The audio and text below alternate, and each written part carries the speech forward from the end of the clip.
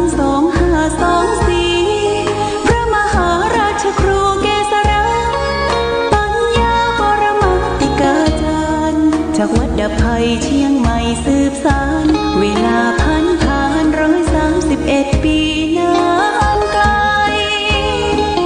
วัดพระบาทอุดมรุ่งเรืองงามตาเจ้าน้อยบุญทาวงศาข้าหลวงบวงเชียงใหม่ปกครองหัวเมืองฟ้าทุ่มเทแรงกายแรงใจทุกชาติพันธุ์รวมใจ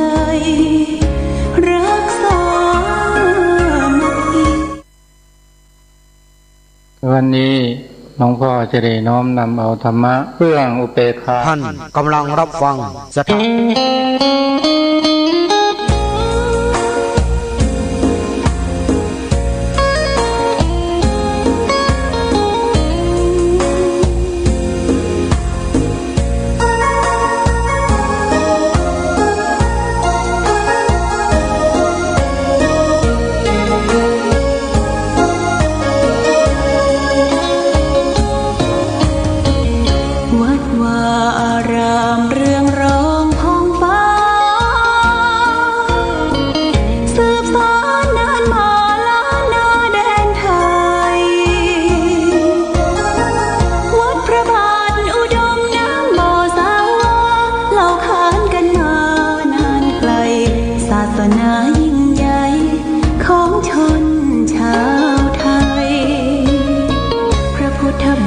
จำลองของพระสัมมาองค์พระศาสดาพุทธบูชากราบไหว้องค์พระเจ้าฝางอุดมศิลป์ผู้สร้างสรรค์มานานไกลนามอุดมก้องไปสมในฉายาก่อนเป็นวัดร้างโบราณสืบสาน2524พระมหาราชครูเกษราปัญญาปรมาติกาจารย์จากวัดดับภัยเชียงใหม่สืบสานเวลาผ่าน131 ปีนานไกลวัดพระบาทอุดมรุ่งเรืองงามตาเจ้าน้อยบุญทาวงศาข้าหลวงบวงเชียงใหม่ปกครองหัวเมืองฟ้าทุ่มเทแรงกายแรงใจทุกชาติพันธุ์รวมใจรักษามัคคี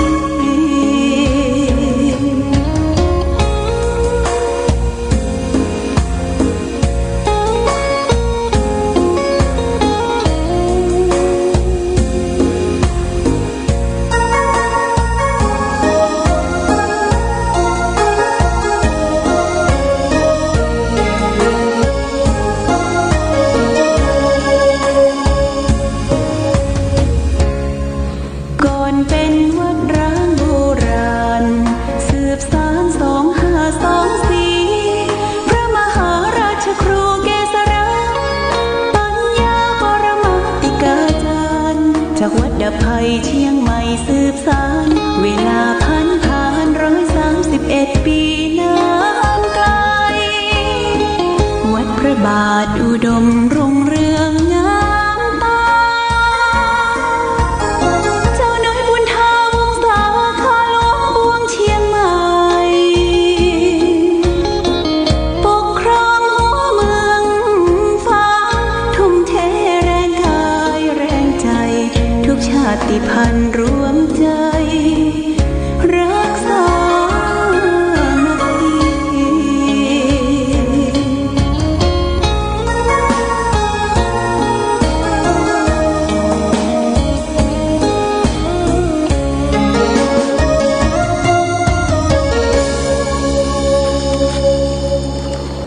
เจริญสุขศรัทธาสาธุชนญาติโยมท่านพุทธบริษัททั้งหลาย วันนี้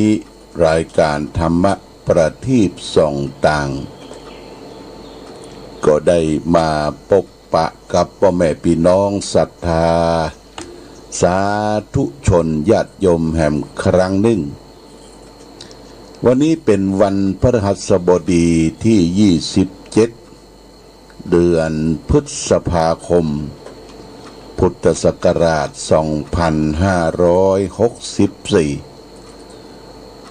ซึ่งตรงกับเดือนเก้าเหนือเดือน7ใต้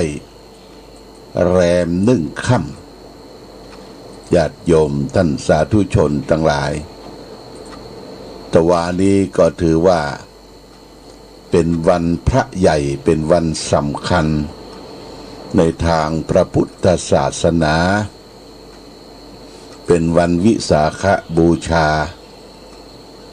เป็นวันสำคัญของชาวโลกเป็นวันคล้ายวันประสูติของเจ้าชายสิทธัตถะอีกแห่ง29 ปีเจ้าชายสิทธัตถะก็ออกบวชออกทรงผนวดใช้เวลาแห่ง6 ปี35 ปี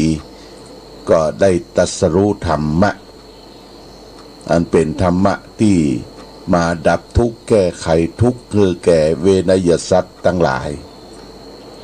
หลังจากนั้นมาพระสัมมาสัมพุทธเจ้าก็ได้เผยแผ่พระธรรมคำสอนเป็นพระบรมศาสดาของเทวดาและมนุษย์ทั้งหลายไปทั่วทุกมุมของโลกเป็นเวลาถึง45 ปีพระองค์ก็ได้เสด็จดับขันธปรินิพพาน3 วาระญาติโยม3 วาระคือวันประสูติวันตรัสรู้และวันเสด็จดับขันธปรินิพพานของพระพุทธเจ้าซึ่งตรงกับวันวิสาขบูชาวิสาขปุรณมีบูชาซึ่งเป็นวันสำคัญทางยูเนสโกหรือองค์การสหประชาชาติประกาศยกย่องว่าเป็นวันสำคัญของโลกโดยเพราะฉะนั้นเราชาวพุทธทั้งหลายก็ได้เลิกถึงวันสำคัญนี้ก็ได้ทำบุญทำกุศลสร้างเสริมปฏิบัติตนให้อยู่ในกรอบของศีลสมาธิปัญญาปีนี้โรคภัยไข้เจ็บได้นำพามาสู่พี่น้องประชาชนชาวพุทธตลอดถึงญาติโยมท่านทั้งหลายก็ได้ประกาศกันทั่วไปว่าขอให้เราได้อยู่กับบ้านเพื่อชาติเพื่อปฏิบัติธรรมไม่ได้ออกไปประจุมจุ่มนุมกันคือมันเกินนักกว่า50 คน100 คนแล้วก็ได้ร่วมกันปฏิบัติมาเป็นสิ่งที่เราได้ประสบพบปะดีมากตอนเจ้าก็มีการไปทำบุญใส่บาตรกันพ่องที่วัดวาอารามใส่แล้วก็กลับ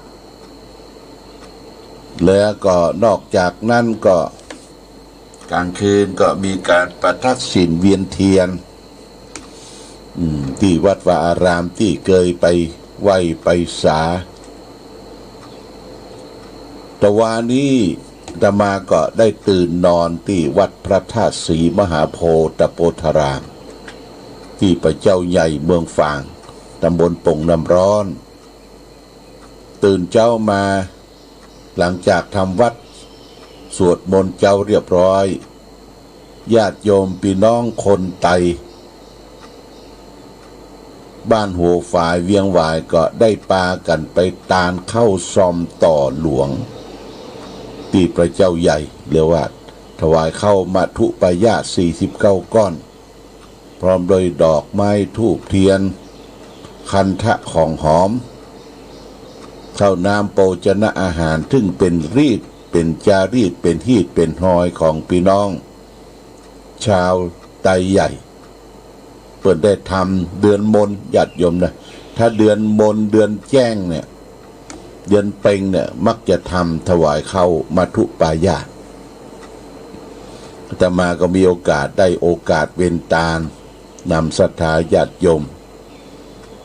ถวายเข้ามัทุปายาตที่องค์พระเจ้าใหญ่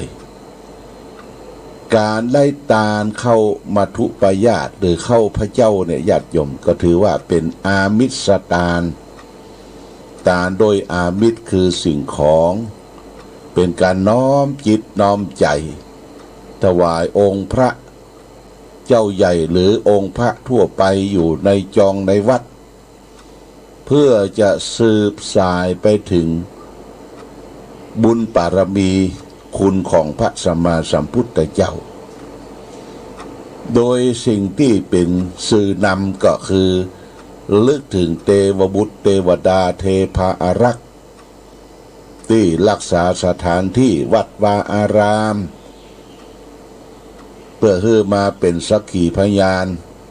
ในการทำบุญทำทานของพ่อแม่พี่น้องญาติโยมที่ได้ทำเนี่ยเข้ามัทุปายาตหรือเข้าปยสะหรือเข้า49ก้อนเนี่ยญาติโยมเวลาเปิ้นมีการพุทธาภิเษกอบรมสงโพธิใครสายตาพระเจ้านี่จะต้องมีทุกที่เปิ้นโกนเข้าทิพย์โกนเข้ามัทุปายาตถวายด้วยอามิสคือสิ่งของก็ตามมือผู้คนได้จัดได้ทำมีความอิ่มเบิกบานจิตใจแผ่ซ่านไปถึงว่าหายทุกข์หายโศกหายโรคหายภัยเป็นพลังอย่างหนึ่งนะญาติโยมนะเป็นพลังอย่างหนึ่งไม่ใช่สิ่งที่งมงายเพราะว่าการบูชาพระพุทธเจ้ามีการบูชาด้วยสองสถานคืออามิสบูชาและก็ธรรมปฏิบูชาอามิสบูชาด้วยอามิสคือสิ่งของอย่างญาติโยมมีดอกไม้ธูปเทียนคันทะของหอมข้าวน้ำโภชนะอาหารถวายทานเรียกว่าอามิสบูชาแต่บูชาที่สำคัญก็คือธรรมปฏิบูชาด้วยการปฏิบัติธรรมญาติโยมก็น้อมนำศีล5มาประพฤติปฏิบัติสู่จิตสู่ใจเว้นจากการฆ่าสัตว์ตัดชีวิตเว้นจากการลักเล็กขโมยน้อยยิบฉวยของบุคคลอื่นเว้นจากการประพฤติผิดในกามคือละเมิดของรักของชอบใจเป็นสามีเมียแปลงคนอื่นเขาและก็เว้นจากการพูดเท็จสุดท้ายเว้นจากการดื่มสุราและเมลัยเครื่องดองของเมาอันเป็นที่ตั้งแห่งความประมาทข้อ5ถ้ามนุษย์ชาติเรามีการรักษาศีล5เนี่ยมันเป็นสิ่งที่นำมาแห่งความสุขความเจริญญาติโยมนะ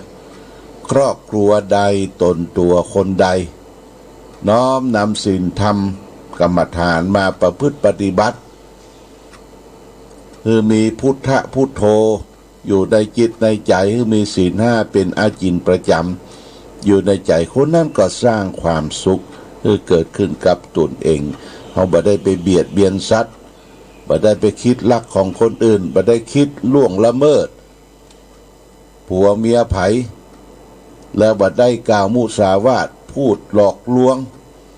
ตึงวันเนี่ยมนุษย์เฮาเนี่ยลิ้นมันกระดกได้ญาติโยมนะลิ้นมันแบบมีดูกว่ามันกระดกได้เตี่ยอู้อย่างหนึ่งปีนกรรมอู้ไปอย่างหนึ่งเนี่ยญาติโยมถ้ามันเกิดความเดือดร้อนวุ่นวายมันมีสัจจะสัจอย่างต้นเบิกมือกล่าวอู้กันหมดเท็จสิ่งสำคัญแห่งข้อ5นี่ก็คือบ่ฮือดื่มสุราเมลัยตลอดถึงเครื่องดองของเมาอันเป็นที่ตั้งแห่งความประมาท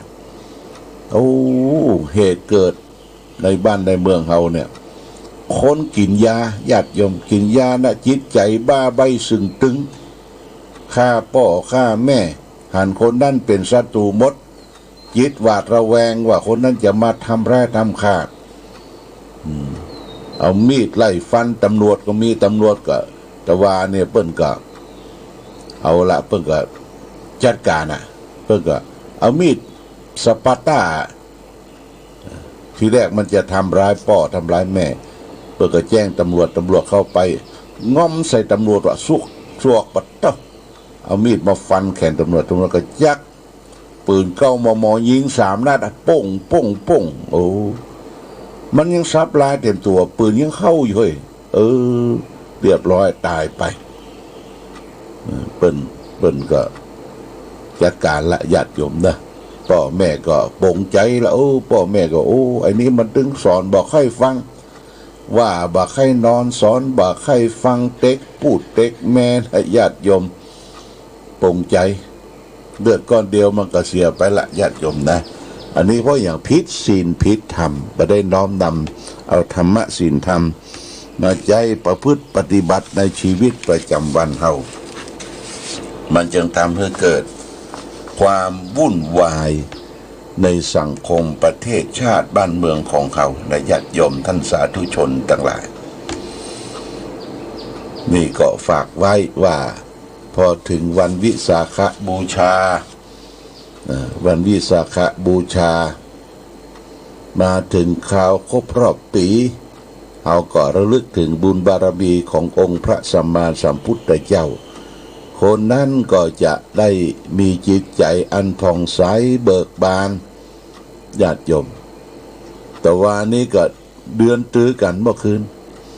เดือนตื้อกันมันเป็นธรรมชาตินั่นเป็นธรรมชาติเป็นวันลาหูเขาว่าต้องไปคิดหนักญาติโยมทางรักของพุทธศาสนาว่าพระอาจารย์พระอาทิตย์โลกเนี่ยมันไปบังกันเงามันไปบังกันจุดมันไปบังกันมันก็ทำให้มืดบอดแต่ในด้านพระพุทธศาสนาเฮามันแจ้งใสจิตใจให้ปลอดโปร่งแจ้งใสบ่ต้องไปกลัวอย่างญาติโยมถ้าเฮาเข้าถึงธรรมะสัจธรรมคำสอนของพระพุทธเจ้าบ่มีวันมืดบ่มีวันบอดมีแต่ใสสว่างไปด้วยปัญญานี่ฝากคือแก่ญาติโยมทั้งสาธุชนทั้งหลายความทุกข์ความยากความเศร้าโศกทั้งหลายถึงวันนี้เกิดขึ้นจากเหตุปัจจัยหลายอย่างวันนี้ก็จะได้นำเรื่องของธรรมะทางสุขใจมาฝากญาติโยมเรื่องของความเศร้าโศกที่ยิ่งใหญ่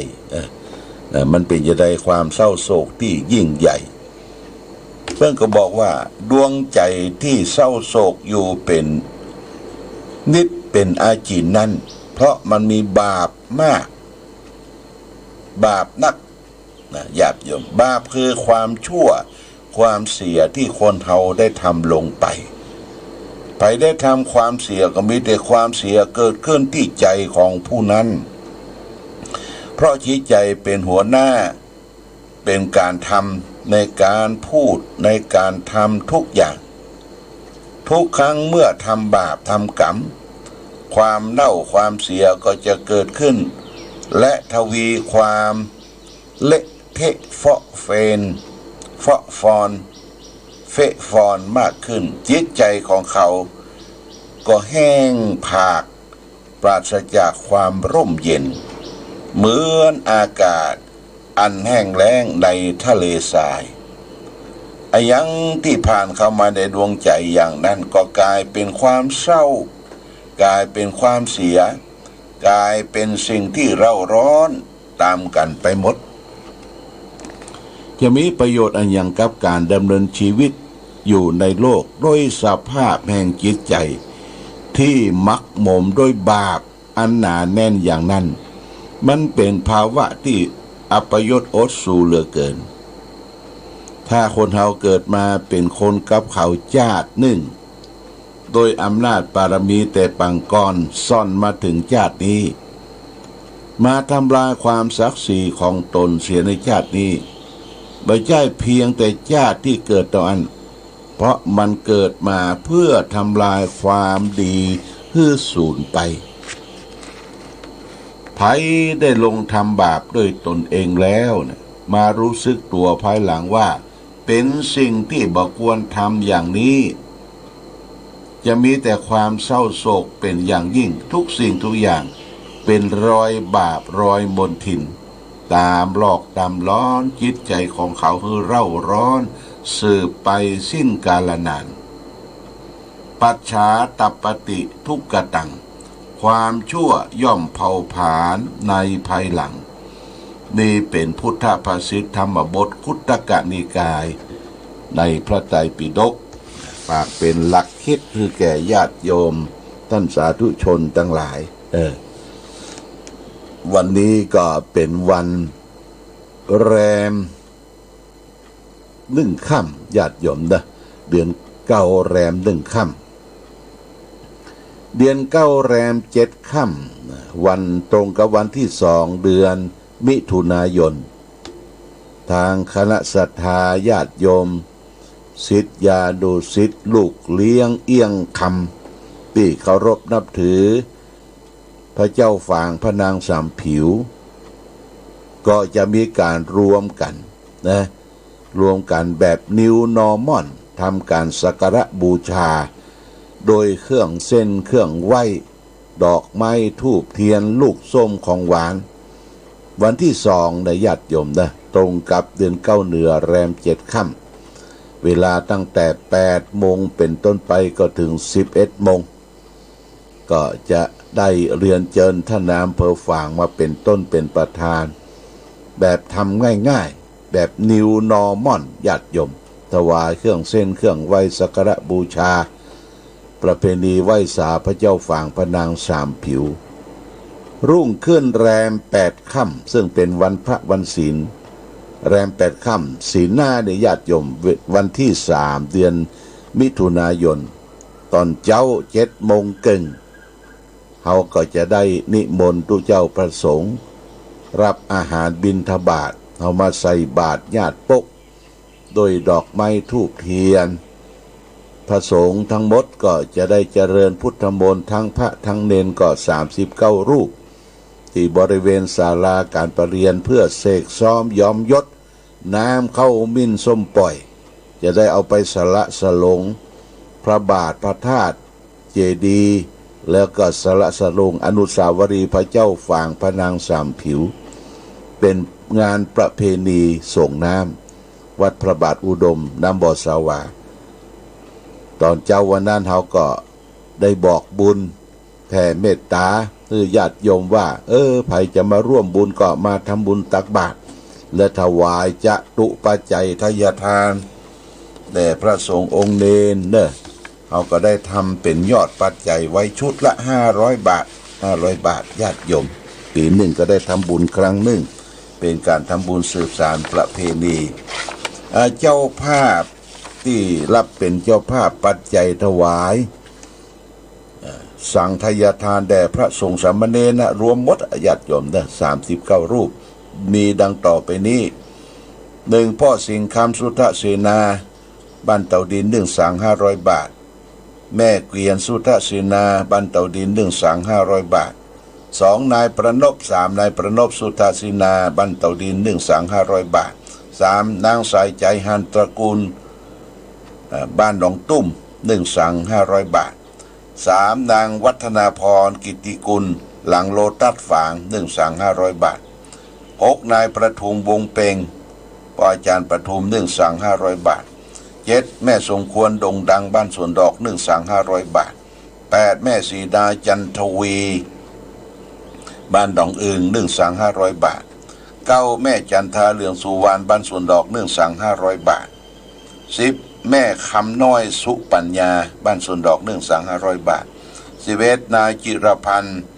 นายจักรพันธ์นางสาวนีการะเกตหลานลาบสวนดอก1 สัง500 บาท12แม่อุเรือนสุพานบ้านสวนดอก1 สัง500 บาท13แม่ตาชัยวงศ์บ้านสวนดอก1 สัง500 บาท14นางประกายพันธ์อุบเงินอุทิศคือแก่พระหลวงบุญธรรมใจบุญเรือง1 สัง500 บาท15แม่ประกายพันธ์อุบเงินอุทิศคือแม่สาอุบเงิน1 สัง500 บาทแล้วก็ถวายน้ำดื่มเจแหม20 โล16แม่สุวรรณันอุบเงินถ วายไว้เป็นหน้า1,500 บาทแล้วก็17แม่พงศรีเตชะแม่ครัวจากบ้านเด่นชัยประการ1,500 บาท19คุณระพีพันธ์เครือโยเจรันหลังโลตัสฝาง1,500 บาท20แม่ชีวันธนีอิ่มรัตนารักษ์1,500 บาท21ป่อมาแม่เม็ดสมร่างบ้านเสาหิน1,500 บาท22คณะลูกหลานป่อมาแม่เม็ดสมร่างบ้านเสาหิน1,500 บาทแล้วก็มีทัดนั้นมามีป่อสีนวลแม่สมศรีปันไฝ